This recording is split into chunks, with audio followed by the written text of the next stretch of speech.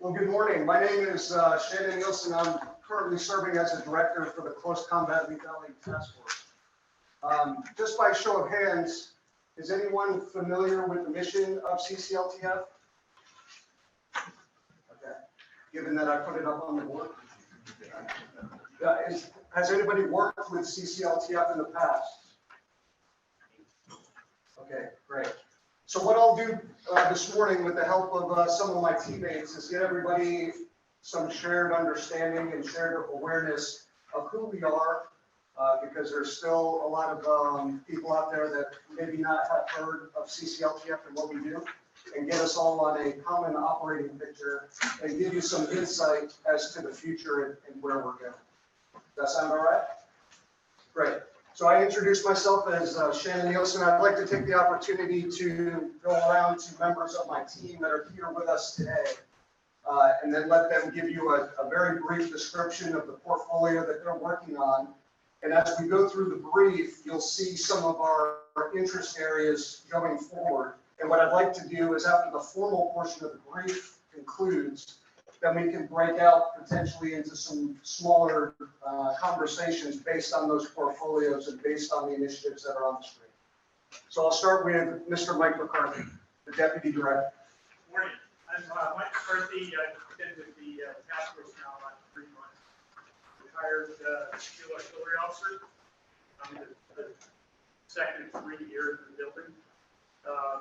And I've been a Department of the Army civilian since I retired in 1995.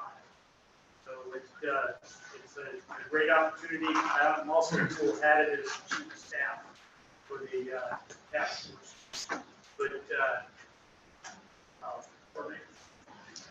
well, good morning. Thanks for being here. I'm the senior enlisted advisor to the task force. One of the current issues I'm working on is the counter UAS, where units at home stations for the Marine Corps and Army are having issues training at home stations. So that's one of the things we're taking up to possibly do a DoD change for policy. Thank you. How's everybody doing? My name is Harvey Lowell. I'm a program analyst for the Close Combat Lethality Task Force. And my focus area thus far as an interest item is ground organic precision strike systems. You'll see some of them showcased out there as different vendors. You have Switchblade 600, they get the Hero 120.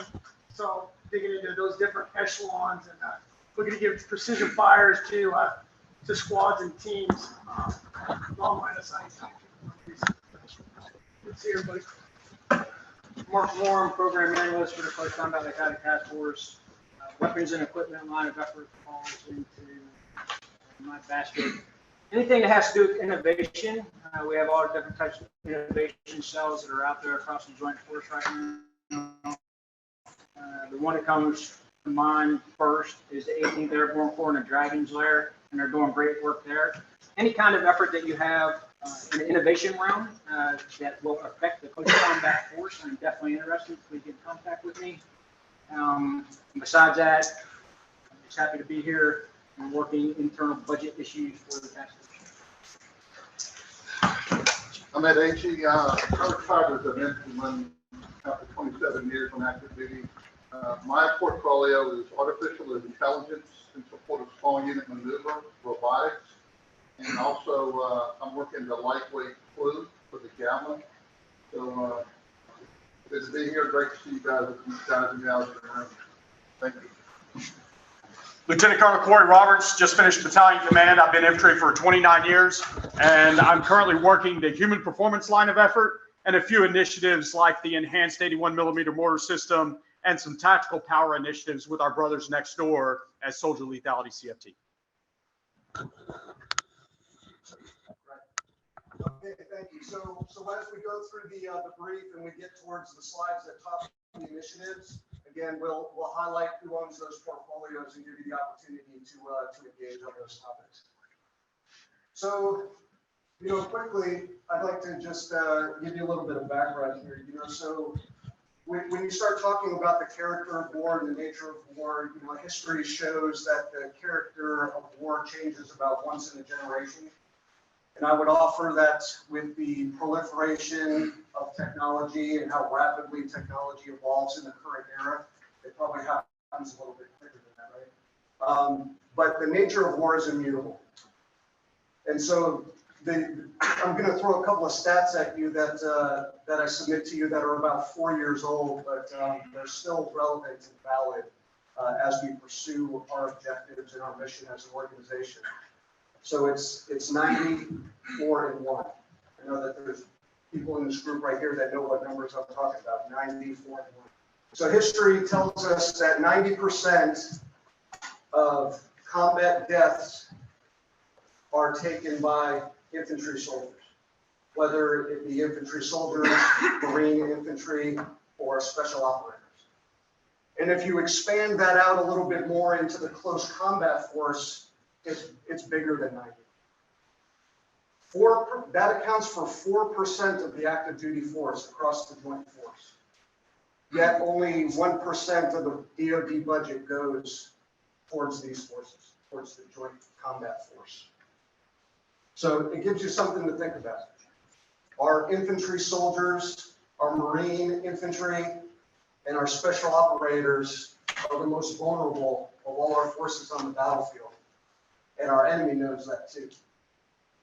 And so while there are many CFTs for all the right reasons that are working towards, solving solutions on the high-end technology, I would offer to you that an organization that focuses an unblinking eyeball on the close combat force needs to be something that's enduring and is continuous in order to keep up its competitive advantage against its adversaries.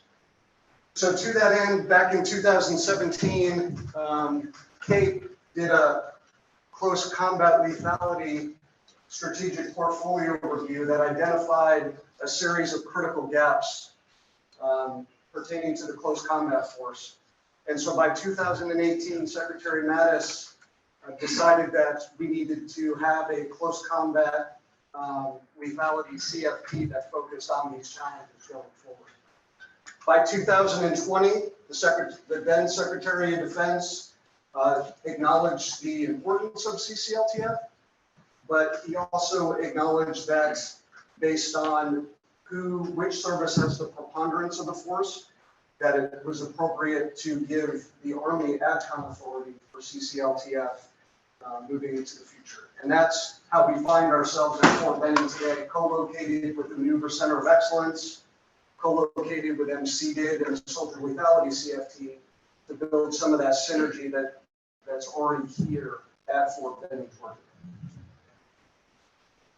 By the end of this month, we will meet with our board of directors and get the thumbs up to go FOC by 1 October of this year. So FY22 has been a building year, so to speak, your football fan maybe. And by 1 October, we'll be FOC to move forward on some of our initiatives, and we'll get that guidance. The slide that is being projected right here is a DoD slide that was published after the FY22 NDAA was released that acknowledged language signed into law that the Soldier Lethality CFT was going to be a SecDef empowered CFT moving forward. So that's what this slide here represents. And while CFTs, I had mentioned before, are designed to stand up in order to solve specific problems or fill the capability gap, it's my opinion that close combat lethality is a capability that requires persistent monitoring to ensure that overmatch. Next slide, please. As a result of the 2017 Cape Spear that I mentioned earlier, we derive our 5 LOEs. And if you take a look at that real quick, you'll see it's a pretty broad spectrum from manpower policy all the way to S&T, R&E, and everything in between. So pretty broad scope in what we're doing. And clearly, we are not able to have a persistent press along all 5 lines of effort simultaneously. But what we do is based on updated defense planning guidance and senior leader guidance going forward, it gives us a little bit better of a vector on which line of effort that we're going to concentrate on. Right now, I would tell you that human performance is pretty high for the task force right now. as is the warfighter equipment and weapon systems and the science and technology lines of effort. Doesn't mean that we're not looking at the other two, but those are three of the primary focus areas that we're looking at. So how do we do it? Next slide. So this is our methodology and how we do it.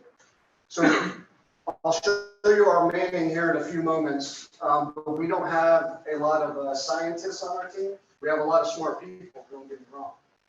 But a lot of what we do is really champion the great ideas that are already coming out of the field and from the services. So what we like to do is take opportunities to accelerate all the promising service initiatives that are already ongoing. Some of them may not go as fast as some of our warfighters would want, or some of our senior leaders would want, based on different constraints, whether it's budget or prioritization, et cetera. But we attempt to try to break through that a little bit and attempt to get some of these information and good ideas out to senior leaders a little bit quicker. Where appropriate, we attempt to seek joint solutions that will benefit the joint post-combat force. Additionally, despite some of the great effort that's already ongoing with joint interoperability, I think that most of us would agree that there's still a little bit of work that needs to be done in that arena. So we're always looking to find joint solutions to any type of problem, not just find Army, Marine Corps soft solutions. Try to see things that are going to bridge the gap that all post-combat forces can focus on. And while we're still subject to the same departmental acquisition processes, some folks are fans, others are not. You can have your own opinion on that. We look for opportunities to proliferate those good ideas to senior leadership. And we have a couple of mechanisms to do that based on our governance structure and how we do business. So we attempt not necessarily to circumvent systems, but where appropriate, based on some of our relationships and structures, we have the ability to get some of these ideas a little bit further down the road potentially than where they would normally sit through the bureaucratic process. Always keeping in mind the spectrum of .mil PFP solutions, of course, and then finally making recommendations to senior leadership on prioritization and how to proceed. So this is generally speaking our methodology and how we do our business. Next slide.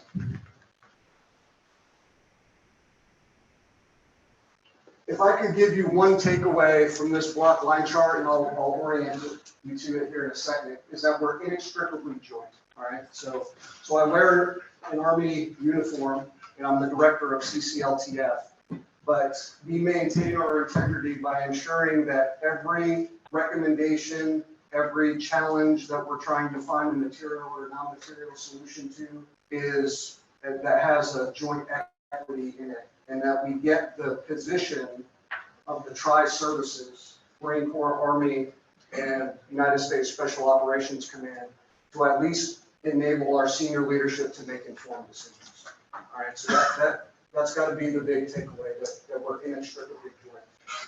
If you look at the chart here, green equates to Army, red equates to Marine Corps, and then the gray, the way it's showing up on the screen there, is our SOCOM representation. And so we are governed by a 3-star level tri-service board, and that is represented by HQDA G357, the Deputy Commandant for Plans, Policy, and Operations, and the SOCOM J3. So that's the governance board. As appropriate, if things need to go through a 1 or 2-star GOSC, we will have representation, and we'll run things through that process as well, represented by the same organizations at echelon.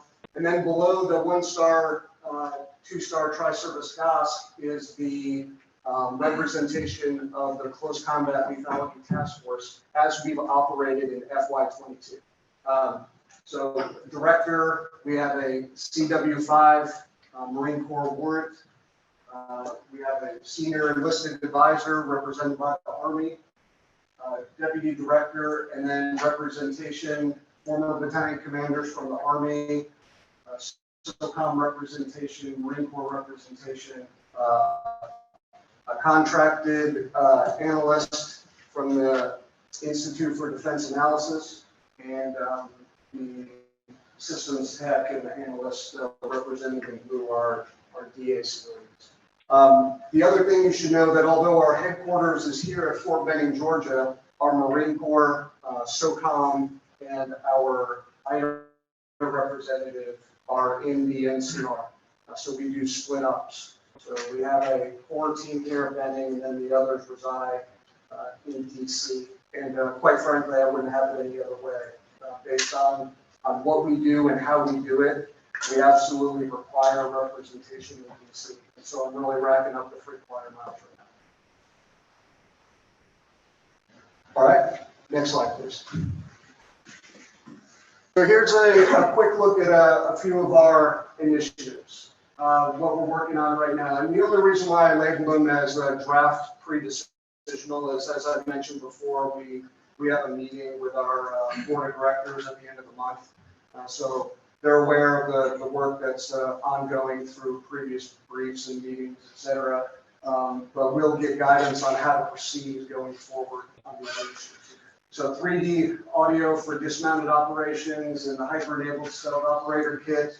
Mark Moore is working those. He's the POC for that in CCLTF. So if you have any specific questions, I would direct them to you. The infantry battalion mortar system, that's Corey Roberts. He's working that one for us. And then the lightweight clue and the V60 at AG. He's the point in there. Next slide. And some of our emerging initiatives, these are a little bit more long-term initiatives that have really been worked on for quite some time in the task force, but they take a little bit more time to mature. Working a counter UAS home station training policy. Right now we're getting a lot of feedback from the field that it's a little too constraining and we're not able to get the right training effects at home stations. So we've got Randy McCoy is working that one right now for us. Optimizing the human weapon system and the advanced recharging capability, tactical hydrogen, operational refuelers, and tactical energy solutions, currently being worked by Corey Roberts. He's working on those. And then, as previously mentioned, AISM at AG is working that. Next slide.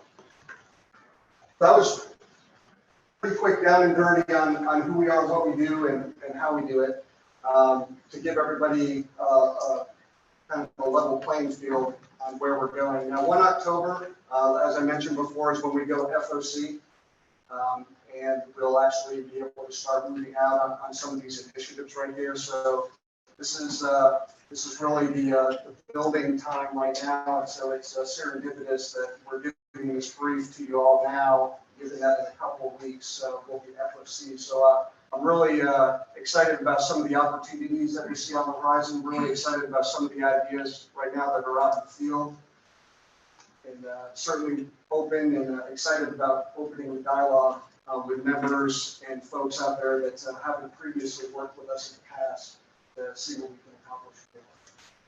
So with that, I'll open it up to some general questions, whether to me or to members of the team. But again, I would just ask that if you have specific questions about the initiatives that we do the breakout session after. Starting now. All right. Yeah. Chuck Burnett, Special Operations Center. How are you? Yeah.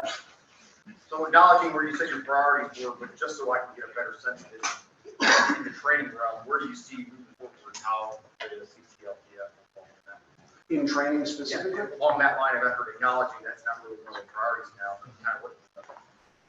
Yeah, so we've looked at some examples of some of the work that the Marine Corps has been working on, and some of it have been mandated in previous NDAs, like some of the arts capability. The Marine Corps has looked at some zero infrastructure range types of concepts that are pretty compelling going forward. But we haven't really had an ability to dig too deep into that. They're interesting to us. And then if you could pop up the LOB slide again. 25 bloodless battles. How do we achieve that in a training environment so that by the time you actually get into combat, you have that deja vu effect? And so there's a lot of great simulation tools out there that are very useful. So we're looking at those as well. That's a pretty broad answer to your question, but hopefully it helps. All right. Yeah. As a follow-up to that question, what about the shared, or how would the shared responsibilities be if there would be any, with like, for example, PEO Stride and some of their efforts for synthetic training and all that? Would there be some sort of blended oversight or collaboration? Yeah, there would have to be. There would have to be. Again, because our organization organically doesn't have the capability to do it all by itself, so it would absolutely have to be collaborative.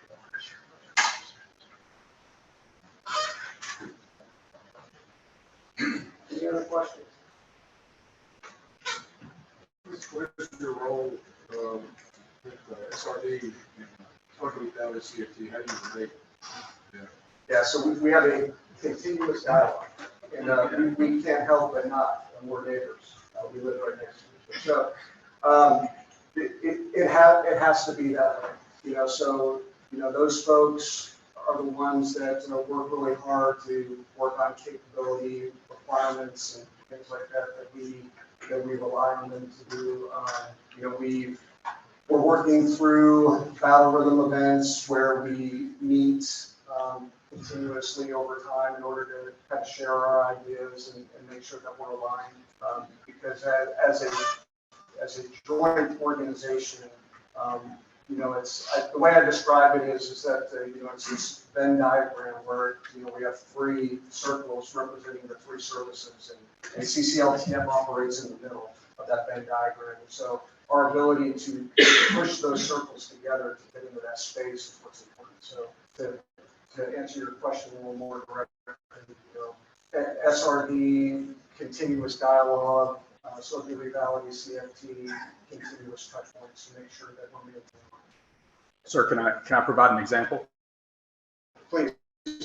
So with respect to human performance, very broad, every service kind of has their own equities that they're seeking. And Soldier Lethality right now is leading a wearables working group to try and define that capability gap and the requirements that would integrate wearable technology into the training and eventually the operational or tactical realm. So we will host working groups or co-chair working groups so that we represent all services equities to try and find a more common solution. And optimizing the human weapons system is one of those where we take wearable technology, right now commercial off the shelf, feed that information into a dashboard to provide the individual increased situational awareness on their own exertion and recovery levels to better build out their training regimen. And special operations is well in advance on that one. The Marine Corps is going to roll it into their entry officer basic course this spring. And we have one battalion in 10th Mountain that has been testing wearable technology to include a deployment to Afghanistan in order to build out information and shape those requirements. So we ensure that cross-pollination and discussion amongst all the services. And then across the spectrum of holistic health and fitness, the medical personnel, tactical force, and we try to get them to collaborate and communicate. Yeah, Corey brings up a great point. So as we're trying to push this Venn diagram together, we've established a series of working groups to ensure alignment across the services. So another great example. So Corey's been leading the human performance working group that's got stakeholder input from the services. NAG has an AI working group that he's been working on and he'd be happy to give you a little bit more information about that. But we recently collaborated with the Robotics Requirements Division to host a demonstration back in July on AI Summit, some of the capability, and a lot of the great output that's spun out of that, you'll see this week, and in ongoing efforts with that work. So a lot of great work with that. Ed, did you want to add anything to that? No, I think, to the Colonel's point, we always say that we're joint and we speak to each other, but this working, the ASA working group, each of the services have their AI requirements and priorities. What we see when we ask them the questions is a lot of common requirements and priorities, like common controller, ground leg robotics, but yet each service largely, not in all cases, is pursuing them in scope type fashion. That our job is to take all of that, share information, integrate, and maybe born out of that is a joint programmatic. It produces something maybe faster, it answers all the services' different requirements, and more importantly, saves the taxpayer dollars. Use what limited money we have wisely, and in the end, the requirements and the priorities of all the services are addressed. That's my role in ASON. So I'm dealing with academia, industry, green shooters, Marine, SOCOM, Army, to try to put them on and advocate for these solutions based on the priorities of each service. I hope that helps.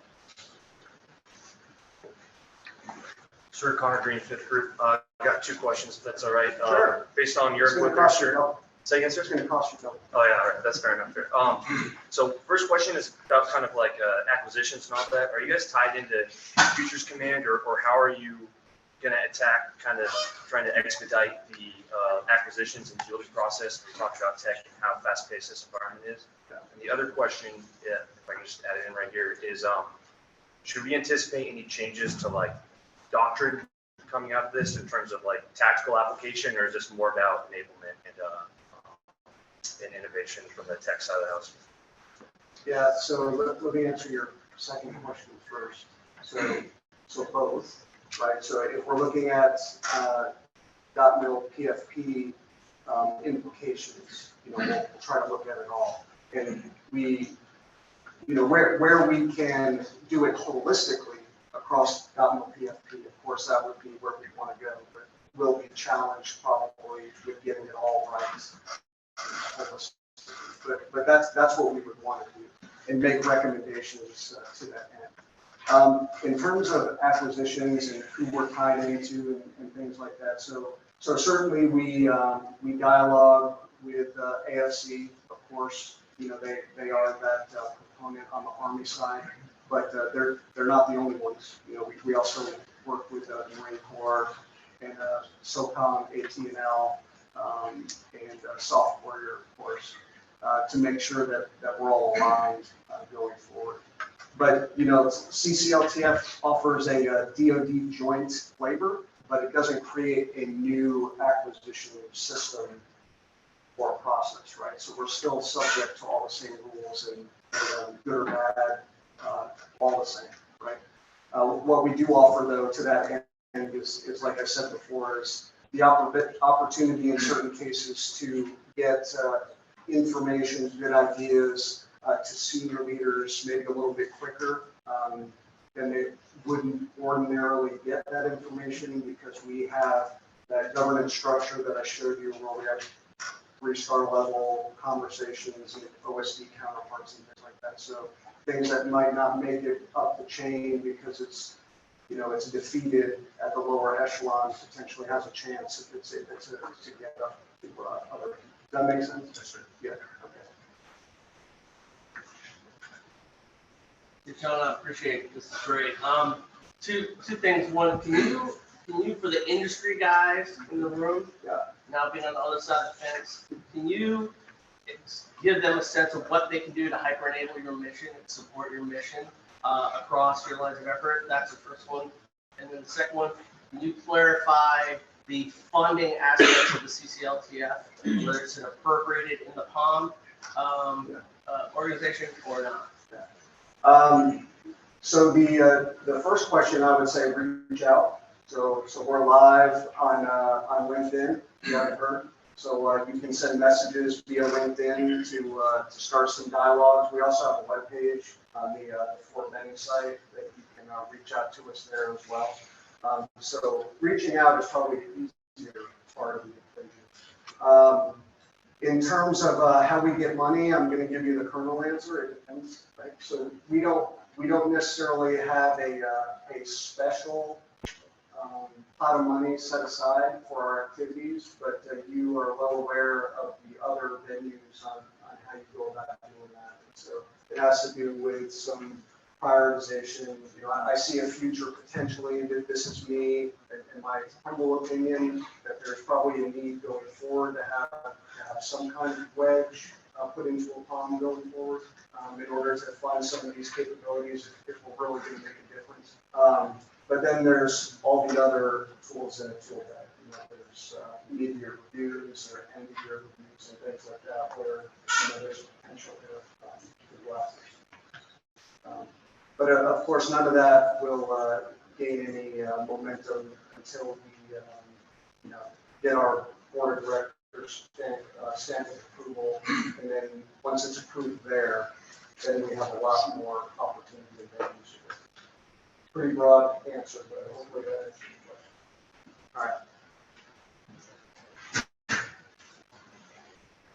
Any other questions?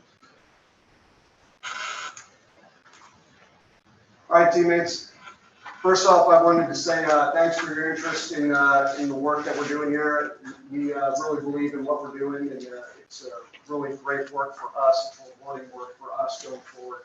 Really looking forward to collaborating with the ladies and gentlemen in the room going forward. We gave you a little preview of what some of our current interests are and where some of our current priorities lie. We'll see where we go in FY23, but this is where it stands right now. And I wanted to just take a quick break here and allow those that might have some specific questions on specific programs or initiatives that were talked about here this morning, take the opportunity to link up with a counterpart, and I'm open to questions up in the front of the room as well. So again, thanks for your attendance this morning. Look forward to working with you.